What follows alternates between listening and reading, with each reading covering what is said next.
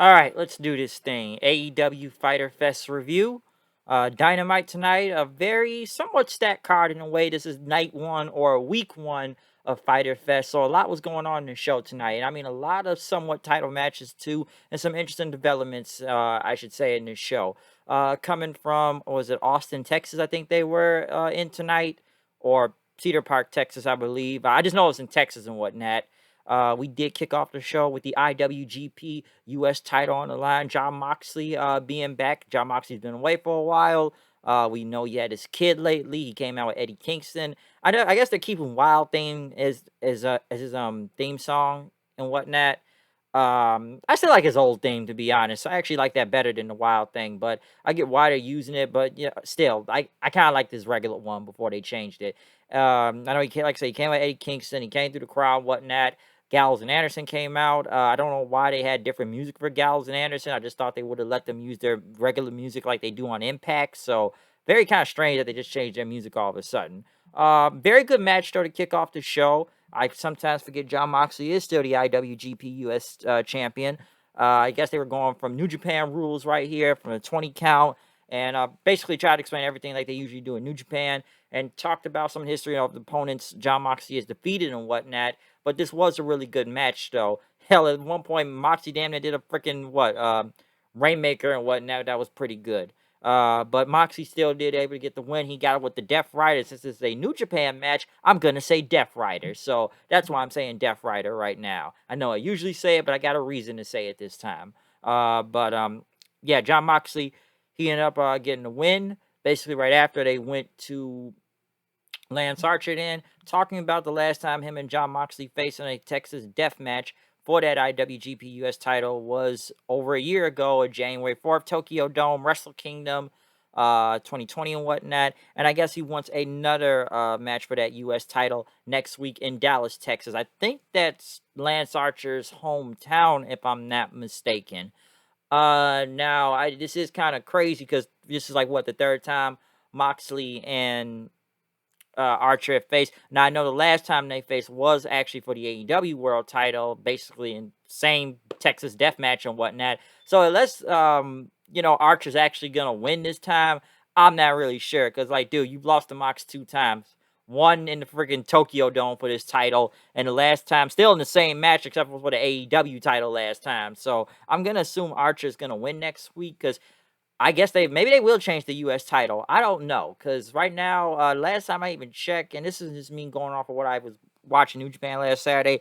I don't know if they were gonna have a match with Kenta and Tanahashi coming up to see who's gonna face for that U.S. title. I'm not really sure. I just remember hearing a commentary team say that the other night. So maybe it will be that match. I'm not really sure, but I'm gonna assume Archer's gonna win next week because like dude, you've already lost 2 times in this Texas deathmatch shit. So is he gonna win this time? I don't know. I know that Andrade interview in the back talking about where's the Death Triangle. He has a message that he's looking for him and whatnot. Next, FTW title on the line. I guess this is still a legitimate title that's being defended on this show with Ricky Starks versus Brian Cage. Will Hobbs and Hook were at ringside. Good match. Not bad at all. I was a little bit worried about Ricky Starks' neck several times, given that he's coming back from that and having a match out there, but this was not bad. I kind of figured Cage was going to lose his belt anyways. And again, I forget when this belt was even defended or even of relevance right now with his FTW title. Hobbs ended up kind of getting the belt, from the side. Cage had got Starks hit the F5 on him. Hook was distracting the ref. Hobbs ended up hitting Cage with the belt. And then Starks hit a big spear for the win. Taz and team all celebrated. Basically turning on Cage, I guess, which we already knew that's been happening for months now, okay? So Cage has really been kind of fucking with Team Taz anyway, so maybe they finally kicked him out. I'm not really sure, but I guess we have a new FTW champion now, and the crowd was pretty receptive of the win, so they did like the title change, though, even though I don't think this title really means anything on here, so I don't know. Uh, Next, as the commentary team was still talking, next thing you know, Cody Rhodes came from out of nowhere, got on the headset saying, You could have made a phone call or anything and whatnot. Tommy in Malachi Black, whatever this guy's calling himself right now, but you don't go around kicking a 62-year-old man in the face that couldn't even get up. And at Black, you could have made a phone call or anything if you wanted a job or whatnot, but you have crossed the line. He demanded a microphone, and he wanted him in the ring right now because he wants to fight. Next thing you know, Black starts telling a story about horses and whatnot. And I guess Cody was like a horse that, you go to the prize stable and feed. As fans started to chant what then, and my friend got he does not like the what chants. He gets sick of the what chants all the time. Because he was like, everybody's all excited for him being here last week. Now, next week, we're chanting what? Like, dude, this is Texas, okay? Like, people chant what all the time. Well, wrestling fans chant what all the time. I don't ever have a problem with the what chants, but it just pisses people off when they hear the what chants at any wrestling show at this point. But dude's still talking about the horse. I think just Black's trying to continue his dark fodder gimmick he was supposed to be doing on SmackDown at the time. So I guess he's continuing it here right now. And he's going on about the horse and looking in the eyes of the horse and that it's not the same horse and everything. And I don't know, he's just going on a whole story time with him right now. It's like, I'm going to tell the story about the horse and the carrots and what he fed the horse, the treats and whatnot. So he's comparing Cody to a prize horse, apparently. So, not sure on the promo all the way, okay? But there you go. But Cody said, I want to get a better look right now. And, let me say this about Black still selling the eye thing. I know a lot of people calling it kayfabe with the one eye thing and the, like, bruise with the purple on it. But, like, do we really need to continue this gimmick with his eye and whatnot? It's not like he's in the WWE anymore. So, why is he still kind of continuing the gimmick? I get it. Like I said, I know he's trying to, kayfabe, but is there really more reason to continue that, though? I don't know. But next, the lights went out. Black and Cody had a bit of a brawl. Crowd kind of popped for it and whatnot. So, not a bad pull apart and whatnot. That was pretty good. Tully Blanchard was in the back talking about how he took out Conan last week. Santana Ortiz showed up. And they grabbed Tully. We're going to hit a crowbar with him, but they said it was fake Pendejo. And listen, go get your boys, man, because we respect elders. But, we're ready to face them anytime. Hangman Page came out, got a big reaction.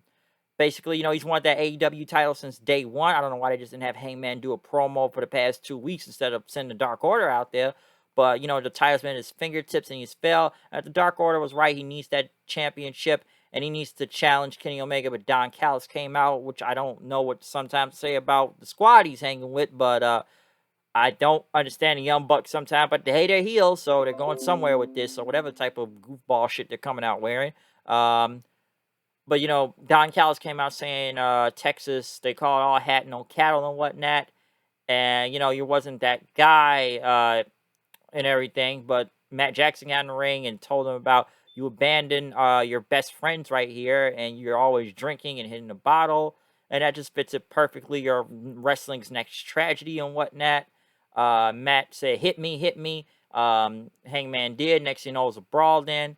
Omega was going to hit him with the title, but the Dark Order came out, which, like I said, they still continue to hang around Hangman. I don't know, man. I still think I don't get why they're still involved in this sometime. Like, story-wise, but, like, still, why do these guys still need to be associated with Hangman? No.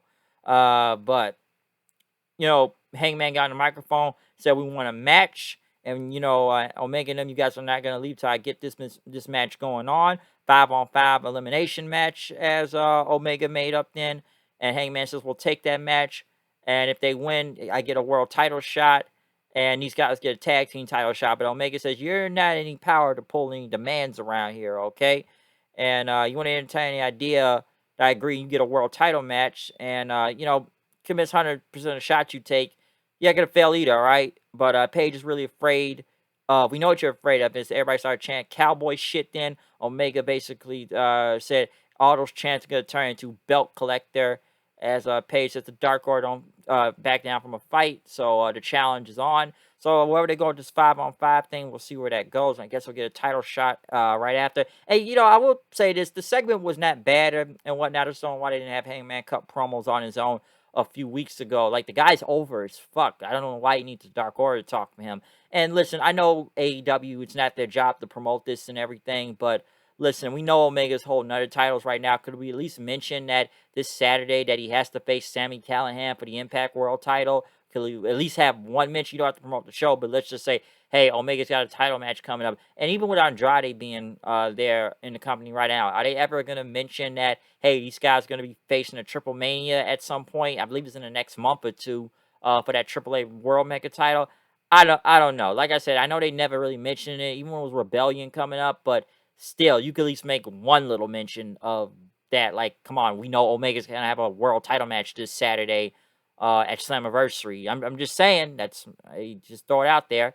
Chris Jericho talked about that no one can beat him from MJF. They can get Superman or Black Panther or even Muhammad Ali and whatnot. They still couldn't beat him. He's going to go through these hurdles and whatnot. And, MGF doesn't remember what Hercules had to do. And then he starts doing all this Greek mythology promo. Somebody's like the god of thunder of Thor, the god of war of AEW. Apparently Chris Jericho is Ares and whatnot. And he's cutting all these mythical promos and stuff until Sean Spears and MJF come in with a chair shot and whatnot.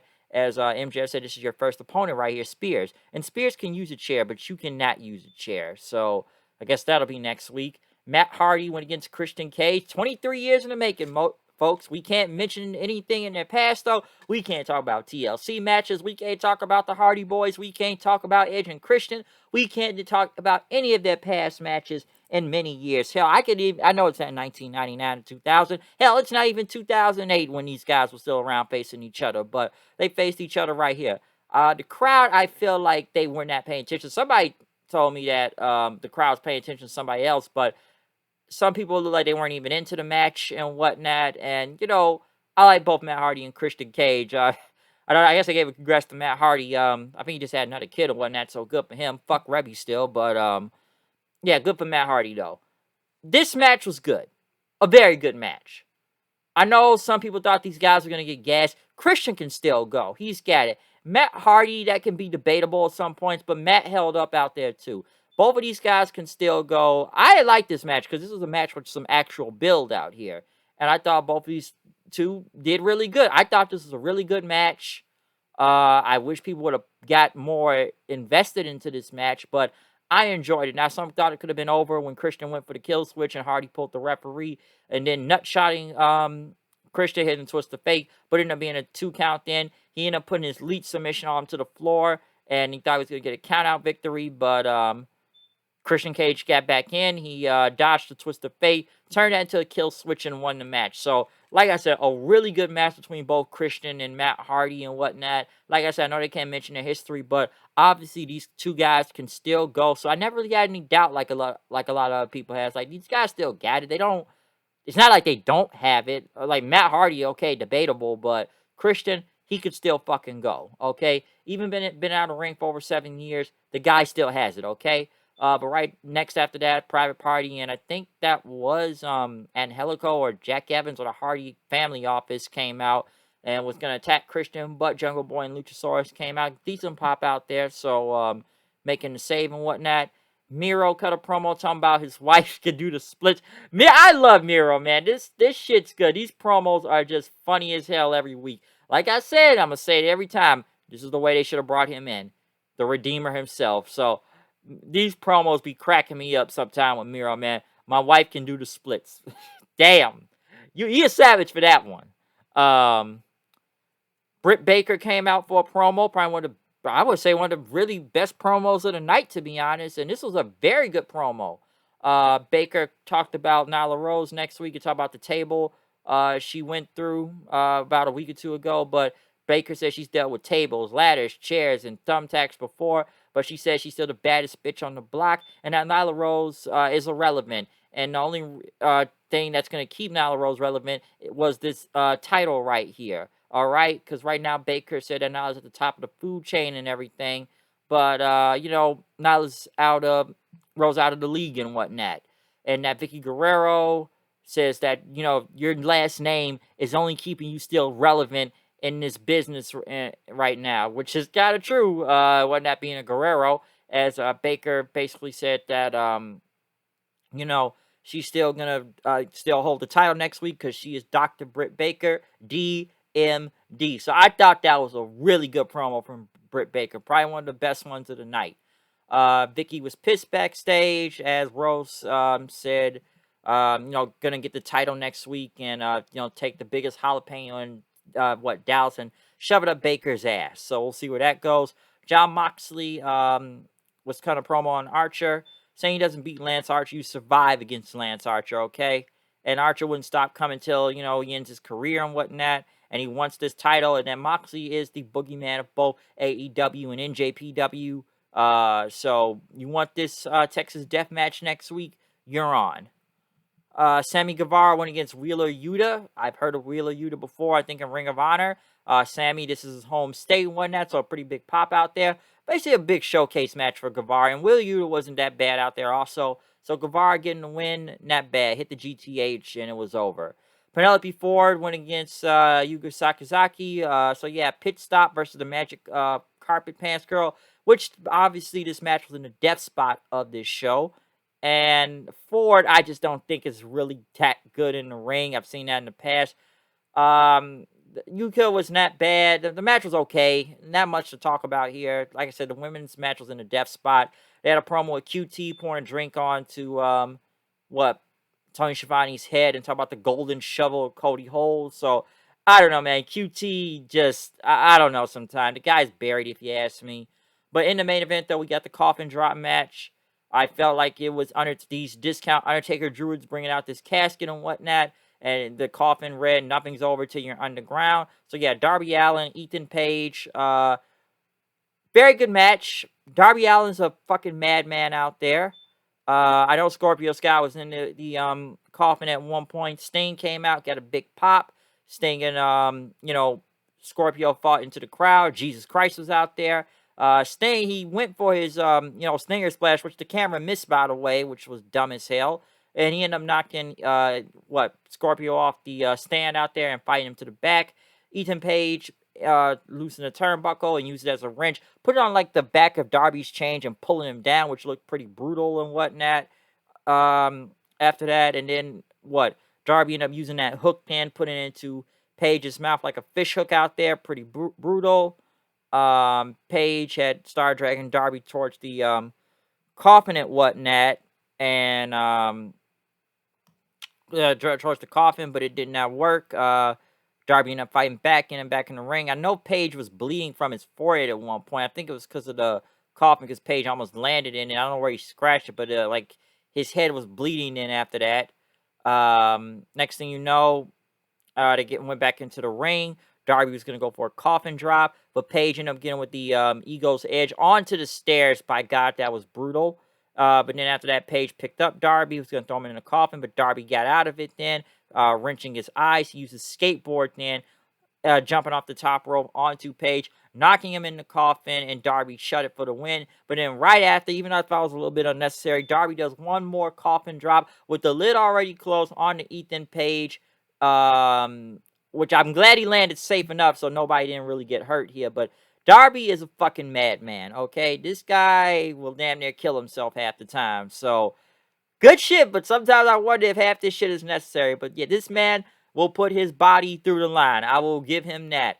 Overall, very good show to, for Fyter Fest Night 1. A lot of title matches. I like Matt Hardy and Christian. I did like the IWGP US title on the line. Starks and Cage was pretty good. The main event was good. I think the women's match was the weakest part of the show. Baker's promo was really good. The Page Omega stuff was not that bad. Not a bad show tonight, I will say. Not bad at all. So that's AEW tonight, folks. So yeah, next week, Fyter Fest Night 2 or Week 2, however you want to call it. Fyter Fest is next. All these theme shows they got every other week, man. Versus Road Rager. Now we're at Fyter Fest and whatnot again. So we'll see where that goes. Maybe we'll get Malachi Black cut another promo about horses. Or maybe we'll talk about prize dogs next week. I don't know. But I'm out of here. Comment, subscribe. Follow me on Twitter at HoodedKnight890. See you guys later. Peace out. See you tomorrow night for the Impact Review. Out.